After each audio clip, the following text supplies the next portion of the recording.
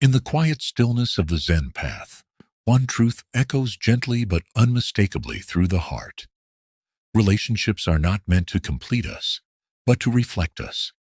And yet, so many of us enter love, hoping for rescue, deliverance, or validation, forgetting the silent vow Zen whispers, that freedom begins within, not with another. When we step into a relationship out of need, rather than fullness, we are no longer relating, but grasping, attaching our self-worth to another's behavior, reaction, or presence. This is the first place where most relationships falter. Zen teaches us that all suffering arises from attachment, and nowhere is this more clear than in love built on fantasy. We create stories about what a partner should be, how they should behave, how they must respond, and in doing so, we become prisoners of our own expectations. The heart does not want a perfect partner. It wants presence. It longs for authenticity, not idealization. Relationships fail not because of lack of love, but because of unacknowledged illusions. We love the image, not the person. We resist seeing who they truly are because it doesn't match the story we've clung to. Zen asks us to wake up, to sit with the discomfort of reality, to see our partner not as a projection, but as a mirror, and in doing so, to see ourselves. If love is a path, then Zen is the clearing of the path, the removal of debris, the falling away of everything that is not true. Communication breaks down when listening is replaced by rehearsing a response. Trust erodes when vulnerability is met with judgment. Connection weakens when presence is replaced by performance. These are the subtle fractures that split the foundation of a relationship. Zen called us back to the breath, the moment, the small pause between reaction and response. In that pause is grace. In that pause is healing. In that pause is the choice to come back, to ourselves and to each other. When you sit silently with your own fears and wounds, you begin to soften the way you show up for another. The noise quiets, the drama fades, and what remains is the spacious, sacred simplicity of being together as you are. No masks, no games, just two souls sharing space in the now. Love, in its most awakened form, is not about possession or performance. It's about presence. The Zen path is not always easy, but it is always true. It asks us to let go of our need to control, to be right, to win. It teaches us that to truly love another is to allow them to be fully themselves, and to allow yourself the same. And from this ground of freedom, intimacy can grow, not through force, but through trust, not through manipulation, but through surrender. Zen reminds us, the lotus blooms in muddy water. Real love is not clean or perfect or always peaceful, but it is real, and that is enough. The heart, though fragile, is not weak. It is merely burdened by years of conditioning, layered expectations, silent resentments, and the subtle ache of never quite feeling seen. Relationships often fail not from sudden eruptions, but from quiet forgetting. Forgetting to look, to listen, to breathe together. Zen, in its gentle, unwavering simplicity, reminds us to return again and again to what is here now. Most partnerships falter because we drift into autopilot, assuming we know the other, presuming we have nothing new to discover in them or in ourselves. But the mind that thinks it already knows has ceased to be curious, and love without curiosity becomes routine. When Zen teaches us to maintain a beginner's mind, it whispers that even after years with someone, there is still mystery, still something unfolding in their soul that we've yet to witness. Imagine the transformation when you sit across from your partner, not with the lens of history or hurt, but with fresh eyes, as if meeting them for the first time. Suddenly, The same face you've seen 1,000 times is alive with detail. The same voice carries a different tone. Their silence no longer feels like distance, but space. Most relationships collapse under the weight of unspoken pain. We suppress our truth to maintain peace, but Zen teaches that false peace is just conflict postponed. If the goal is harmony, then we must be willing to enter the fire, not to burn one another, but to burn away all that is false. This takes courage, it takes presence, and it takes letting go of being right. Often, we do not listen to understand. We listen to respond, to defend. But Zen invites us to be still, to allow words to pass through us, without resistance, to hear not just the voice, but the longing behind the voice. When your partner speaks, can you feel their heart, their fear, their desire to connect, even when it's clumsy or clouded by emotion? Zen does not ask us to fix our partners. It asks us to witness them, and in witnessing, we honor them. Many couples seek advice, techniques, strategies, but Zen offers something subtler and more powerful: the art of presence. When you are fully here, without distraction, without agenda, the other person feels it. They soften, they open, the armor loosens. In this stillness, even old wounds can begin to heal. Yet to offer presence to another, you must first cultivate it within. How can you sit with your partner's sadness if you can't sit with your own? How can you hold space for their anger if you're afraid of your own rage? Zen teaches us that relationships are not about avoiding conflict, but about embracing it as part of the path. Discomfort is not the enemy. Disconnection is. When you numb out, shut down, turn away, these are the quiet betrayals that slowly unravel intimacy. But when you stay, fully, humbly, openly, you water the roots of love with your attention. Over time, these moments of attention become a garden, a sanctuary, a shared silence richer than any words. And in that sanctuary you begin to remember, love is not found. It is cultivated. It is not something that happens to you. It is something you create. Together, mindfully, daily, breath by breath, moment by moment. When we forget that love is a practice, not a possession, we begin to suffer. We clutch at the person, the feeling, the story, hoping to freeze a moment of connection, to make permanent something that is inherently fluid.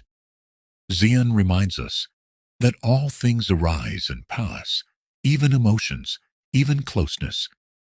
But rather than despair, this is the very reason to be present, to cherish what is here without clinging to what was or what might be. Most relationships fail, not because of lack of love, but because of lack of presence. We are caught in thought, in projection, in comparison, in fear. We measure our partner against past lovers, future ideals, cultural myths. Zen whispers, let go. Let go of who you think they should be. Let go of who you think you need to be to deserve love. When you sit quietly with yourself, free from story, there is peace. And this peace is what you bring into your connection. If you cannot sit with your own silence, you will use your partner to distract from it. And in doing so, you will place upon them a burden no one can carry. To complete you. Zen does not complete. It dissolves the illusion of incompleteness. It shows you that you were never lacking, only unaware. In this light, your partner is not your savior, not your mirror, not your missing half. They are a fellow traveler. Your paths may run parallel for a time or diverge, but the purpose is not to hold them. The purpose is to walk together, eyes open, hearts soft, hands unclenched. If love becomes ownership, control, or escape, it has lost its root in awareness. Many people enter relationships seeking to be healed, without realizing that true healing comes not from being loved, but from learning how to love without fear. Zen practice teaches that fear dissolves when we rest in the now. Fear lives in the imagined future, in the pain of the past. But here, now, in this breath, love needs no defense. It simply is. And so, when arguments arise, we no longer ask, "How can I win?" But, "What is being revealed?" Every conflict is a Dharma gate, a chance to see where you are attached, where you are afraid, where you are resisting truth. The moment you stop defending your ego, you make space for intimacy to return. Zen also reminds us to honor impermanence, not as a threat, but as liberation.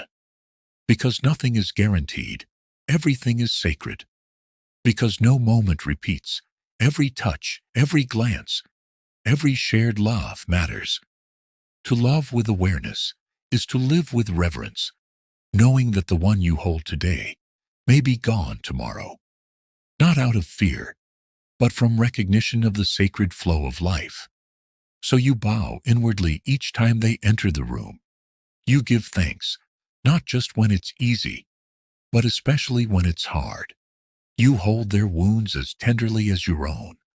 And when your love grows quiet or uncertain, you do not panic. You listen, you sit, you wait like the mountains. Zen is not a love story with a happy ending. It is a way of being where love is not something you fall into, but something you return to. Again and again, like the breath, like the bell. You practice, you show up, you soften. And in this, you learn that love, true love, is not something you find, lose, or chase. It is what remains when everything else falls away. Zen invites us to see that love is not a feeling that happens to us. It is a practice that we become. And the practice is not always grand. Sometimes it is simply washing the dishes with attention so your partner comes home to calm. Sometimes it is not speaking when your anger wants to explode, but choosing to breathe until the storm within has passed. Sometimes it is saying, "I was wrong," and meaning it. In this way, love in Zen is not transactional.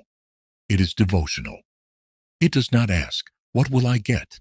but rather, "How can I serve?" Not in servitude, but in presence.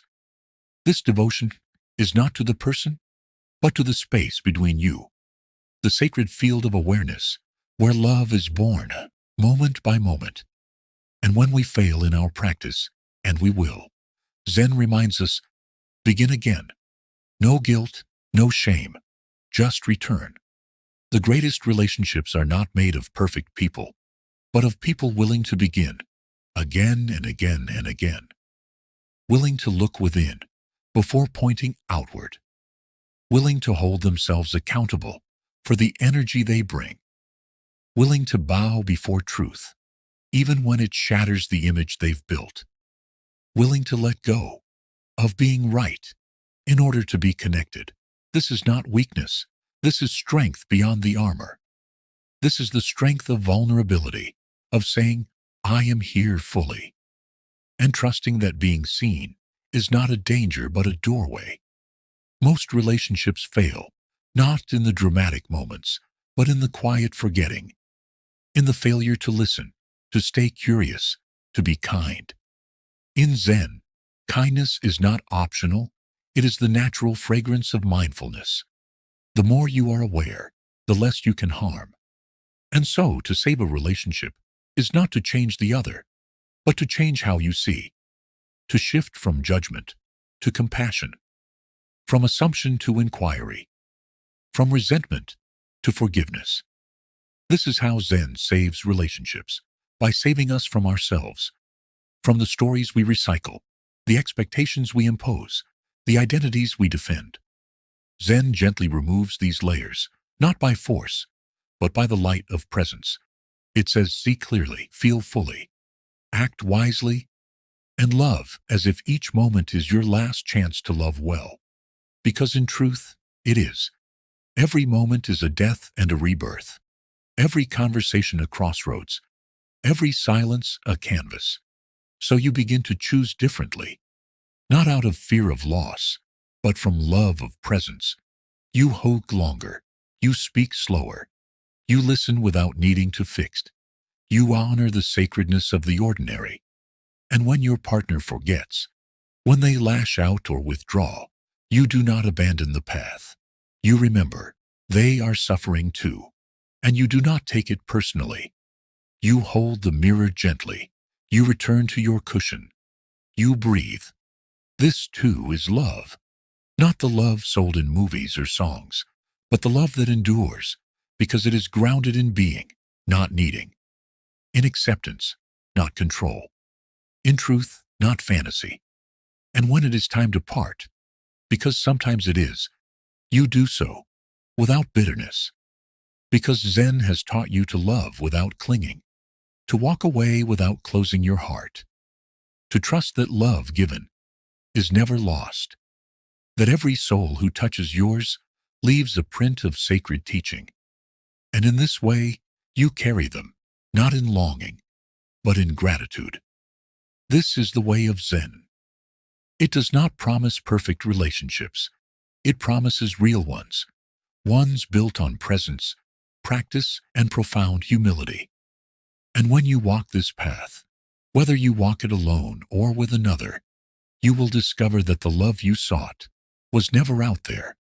It was always here, waiting for you to awaken. If this message resonates, subscribe for daily Zen reflections and guided wisdom to help you reconnect, reflect, and become fully yourself. Until then, remember, without self-love and inner stability, relationships often collapse under the weight of unmet personal needs.